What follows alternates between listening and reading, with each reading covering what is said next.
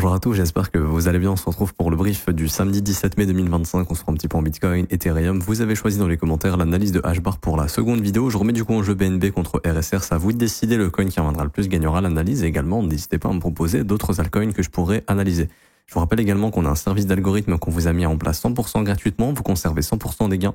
Ces algorithmes sont rentables. Sur les 9 dernières semaines, on a fait 8 semaines positives, ce qui est énorme. Plus 6,37 R sur l'algorithme SPT la semaine dernière. Et les algorithmes LIM qui ont fait 28 TP, ce qui est exceptionnel. Pour y avoir accès, c'est gratuit. C'est le premier lien en commentaire épinglé. Tous les liens utiles concernant mon contenu. Ça vous ramène sur cette page. Il faut juste de s'inscrire sur BitGet via notre lien partenaire. Vous validez votre KYC sur la plateforme, tout simplement, et ensuite vous cliquez sur ce deuxième lien. Option nos algo trading 100% gratuitement, ça prend 10 secondes, vous remplissez prénom, email, identifiant BitGet, vous cliquez sur rejoindre, et ensuite vous avez juste à cliquer ici, configure nos algos de trading. Il y a 4 petites vidéos qui vous expliquent absolument tout, et ça sera configuré, ça tournera de façon 100% automatisée. Vous êtes déjà des milliers à les utiliser. Il y a même ici un petit salon témoignage algo trading pour ceux qui veulent lire quelques petits retours des personnes qui utilisent nos algos. Alors pour revenir sur le Bitcoin, donc je vais passer en H4 ici. En fait, on va voir qu'on est dans une contraction, ok, qu'on est dans cette contraction juste ici. Attendez, hop, je modifie les couleurs, sinon on verra pas grand-chose. Hop, et ici c'est la contraction du prix, ok. Pour faire de la continuation haussière, ce qui serait préférable, ce serait de faire une fausse cassure, c'est-à-dire en gros le prix vient, fait genre de casser comme ça, et ensuite il prend le contre-pied pour faire la dernière jambe, enfin la dernière jambe, j'en sais rien, ce sera la dernière, mais une jambe qui nous ramènerait éventuellement au-dessus des 110 000 $. Éventuellement. Parce que tant que le biais reste haussier, et ici pour le moment la dynamique reste haussière, l'idée serait de venir chercher, comme on a déjà parlé plein de fois cette semaine, le plus bas de lundi, qui du coup la semaine prochaine sera le previous weekly low, donc le plus bas de la semaine passée, pour que cette bougie weekly, celle qui va s'ouvrir dimanche soir, donc lundi dans la nuit, qu'elle puisse justement venir chercher le fair value gap weekly, et qu'ensuite on ait une continuation haussière direction les 110 000. Alors, ce qui pourrait casser ce plan, il y a éventuellement une seule raison fondamentale que je vois actuellement. Alors, il y en a deux.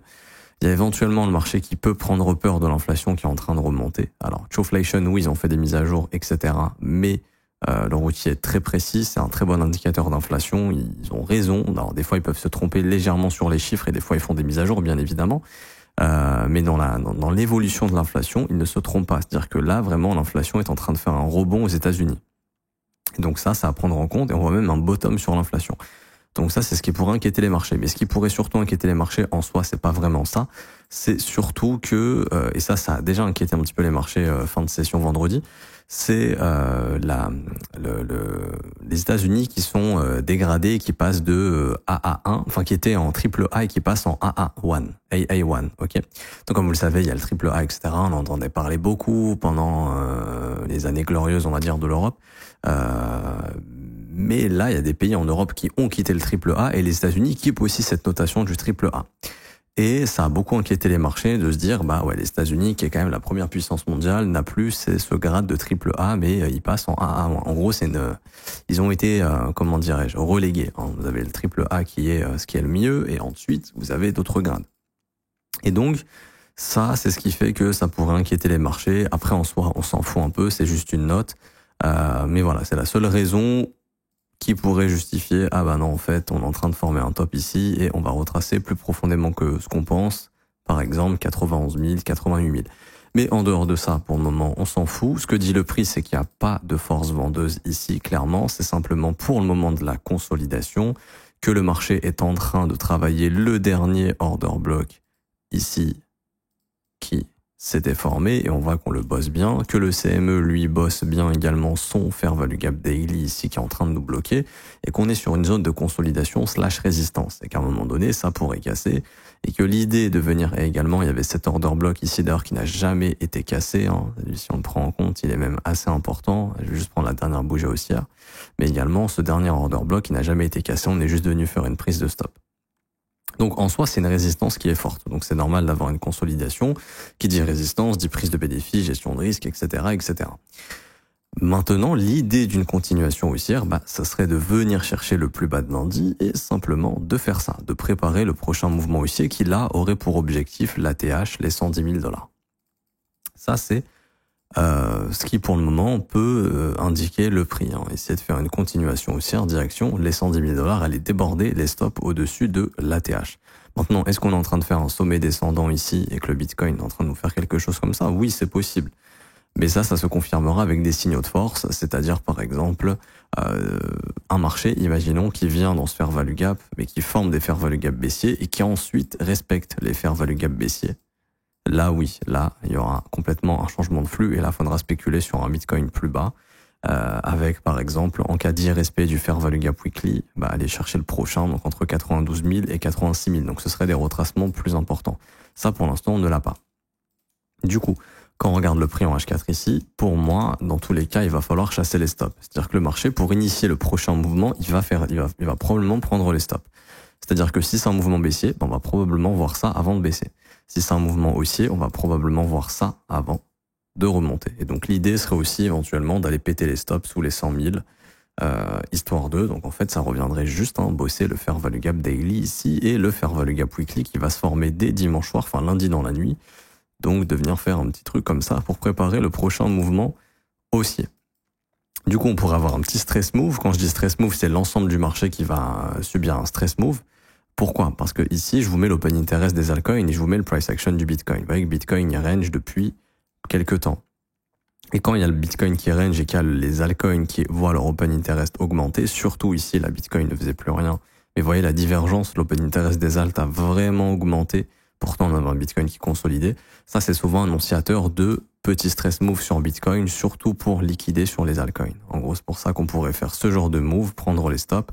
Et en fait, c'est sur ce mouvement baissier qu'on pourrait avoir des liquidations sur le marché altcoin, donc avoir des mèches basses, etc., etc. Un peu comme on avait eu, pour ceux qui se souviennent, je crois que c'était le 7 décembre 2024, si je me trompe pas. Là, sur cette mèche, le 6. Le 5 décembre, pardon, il y avait une grosse mèche ici, il y avait eu un stress énorme sur les altcoins. C'est un genre de truc qui pourrait arriver. Parce que les gens ont un peu abusé sur le levier récemment et surtout sur Ethereum. Donc, pour récapituler, le plan, c'est quoi?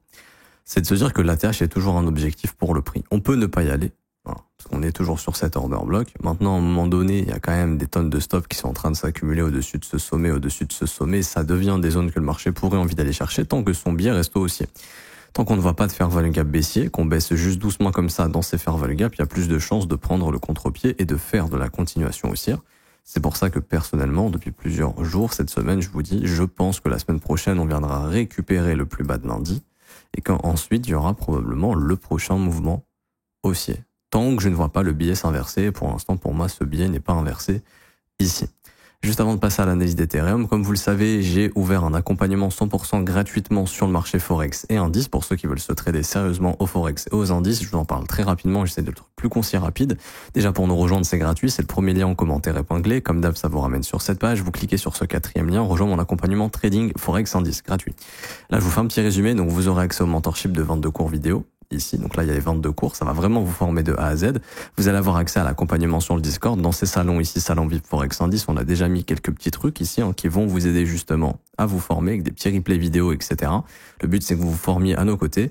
Vous avez les analyses de vidéos quotidiennes qui vont arriver bientôt, les sessions de trading replay également, et il y a déjà un concours qui est en place. Pour nous rejoindre, c'est très simple, il faut juste s'inscrire sur PrimeXBT via notre lien partenaire.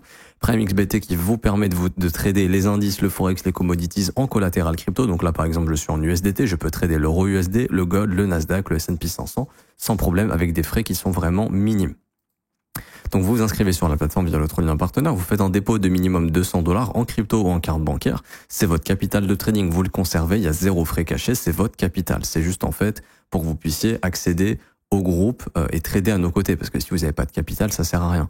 Ensuite, vous remplissez email, identifiant PrimeXBT, il se retrouve juste ici en haut à droite, il y a un petit bonhomme, vous cliquez dessus, il y aura votre identifiant, vous le collez dans le formulaire, vous mettez votre pseudo Discord, j'ai fait un dépôt, obtenir mon accès VIP et c'est bon. Également, rejoignez le Discord en cliquant sur ce petit lien juste ici. Voilà, on reprend l'analyse et on va sur Ethereum. Et tout ça, c'est 100% gratuit, il n'y a absolument rien à payer. Alors, pour revenir sur Ethereum ici, pareil, je pense personnellement que le fait qu'on ait comblé le gap sur le CME, vous vous souvenez, ici je vous le remonte rapidement, pour ceux qui débarquent sur la chaîne, il y avait un gap sur le CME qui était ouvert à 2659 sur le marché CME, on est venu combler ce gap. Et ici, on voit qu'on a pour moi une zone à rebosser. Alors, il y a un New Week Open Gap qui doit traîner, voilà. Vous voyez cette zone? Les New Week Open Gap, quand ils sont aussi gros, très généralement, le marché, il y revient. Ok. Ici, il y a des algos qui vont avoir la volonté de venir placer des ordres dans cette zone. Et donc, automatiquement, on voit également qu'il y a des tonnes de stops qui sont en train de s'accumuler dans ce gap. Donc, à mon humble avis, pour la prochaine vague de hausse, Ethereum va venir prendre les stops de lundi, donc ce sera le plus bas de la semaine passée, va venir dans ce New Week Open Gap, et ensuite, je pense qu'on aura la continuation haussière d'Ethereum pour aller chercher plus haut. Ça devrait liquider pas mal de gens également, parce qu'il y a beaucoup de gens qui sont rentrés à levier sur ces niveaux, alors que, je le redis encore une fois, pour du swing, c'est pas optimal de longue des fair value gap daily baissier. C'est pas optimal, ok? Donc, on s'attend à ce que le prix, éventuellement, la semaine prochaine, vienne récupérer le plus bas de cette semaine, et vous voyez ici, on a l'énorme fair value gap weekly, donc ce serait, hop, un très beau petit dip. Je vais y arriver, petit dip ici pour faire une continuation haussière ensuite et aller chercher d'autres objectifs comme les 2919 $. Si on n'est pas sur un top ici, bien évidemment. Pourquoi ces niveaux de prix? Parce que tout simplement, encore une fois, sur le CME, il y a un énorme gap qui est ouvert. Et pareil, ça, à mon avis, ça sera comblé tôt ou tard. Donc là, vu que le biais est bullish, je spécule toujours sur le fait que ce gap sera comblé. Si le biais s'inverse, que le marché commence à faire ça, on spéculera plus du tout sur ce gap, mais là, on spéculera malheureusement sur des plus bas, c'est-à-dire sous les 1400 $, 1360 même, sur le marché perp. Et pour le moment, le biais reste haussier. Du coup, on spécule sur le fait que le marché va justement aller chercher ce gap sur le CME qui est assez important. Et du coup, quand je vous ai montré ici le New Week Open Gap, ça correspond en fait au plus bas de lundi. Il y a le New Week Open Gap juste en dessous. Et nous, on a quoi? À partir d'ici, on va avoir un fair value gap en weekly, donc à partir des 2400 $.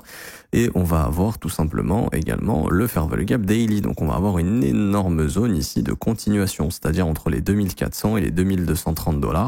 Faut pas être étonné s'il y a un dip d'Ethereum dans cette zone pour faire sa prochaine continuation, son prochain mouvement de continuation à la hausse. Également, est-ce qu'on peut localiser au E38.2? Le premier arrêt, c'est toujours un bon niveau. Attendez, je vais mettre les mains aussi pour être précis, vous inquiétez pas. 2220. Donc pour moi, tant qu'Ethereum se maintient au-dessus des 2220 RAS, les dips sont toujours à acheter pour faire de la continuation haussière et aller déborder la prochaine zone des 2919 $. J'ai pas plus de choses à dire ici, je m'arrête ici pour aujourd'hui, j'espère que ça vous aura plu. Demain, on fera un petit point sur le calendrier éco, les news à observer, est-ce qu'il y a des news intéressantes, oui, non, qu'est-ce qu'on pourrait checker.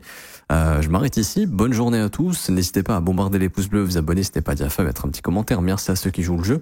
Je vous rappelle, vous avez la possibilité de rejoindre mon école pour ceux qui veulent se former à mes côtés. C'est juste ici, rejoindre mon école de trading. Le prix est de seulement 49 € par mois, c'est sans engagement. Vous avez aussi les offres 3, 6 et 12 mois qui vous sont proposées. Vous aurez accès à la formation de l'école qui est exclusive à l'école. Elle n'est pas disponible pour les membres BitGet ou PrimeXBT. Elle est vraiment exclusive à l'école. Vous aurez accès au brief privé tous les jours du lundi au vendredi dans le Discord.